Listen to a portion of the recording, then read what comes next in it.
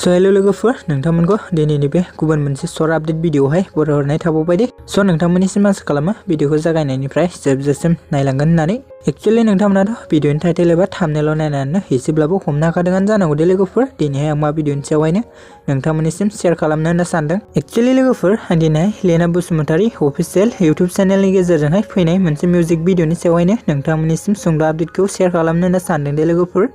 लोगोफोर जाय बिथांमोना भिडिअखौ नायनो इन्ट्रेस्ट मोनो बिथांमोना नायलांबाय थाबानो जाबाय दे लोगोफोर ओमफ्राय लोगोफोर जाहा बे अफिशियेल मिउजिक भिडिअनि टाइटेलानो जाहैबाय जाहोना थिनबाय दे लोगोफोर लोगोफोर जायफोरा दासिमावबो जुदि बे मिउजिक भिडिअखौ नायाखै अब्ला नोंथांमोना लेना बसुमतारी अफिशियेल इउट्युब चेनेलाव थांनानै नायहैबानो जाबाय दे लोगोफोर ओमफ्राय लोगोफोर जों बे जाहोना थिनबाय अफिशियेल मिउजिक भिडिअआवहायनो गाहायै फाव खालामनायखौ नुनो मोनदों लेना बसुमतारी मिजिं बिरगयारि आरो सोरां बसुमतारी आरो खुंगुर बसुमतारी बिथांमोना दे ओमफ्राय लोगोफोर जोंहा बे जाहोना थिनबाय मिउजिक भिडिअनि डिरेक्सन आरो केरियोग्राफिखौ खालामदों बिथां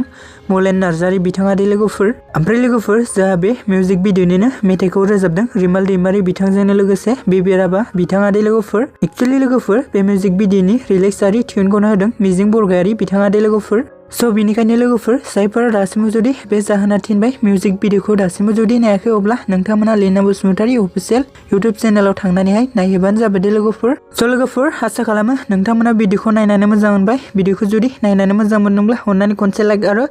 चेनेलखौ बेबायदिनो गोदान भिडिअफोरनि नटिफिकेसन मोननो थाखाय साबस्क्राइब खालामना लाबानो जाबाय दे लोगोफोर बिदिब्ला दिनैनि आपडेटआ बेखिनियानोमोन दे लोगोफोर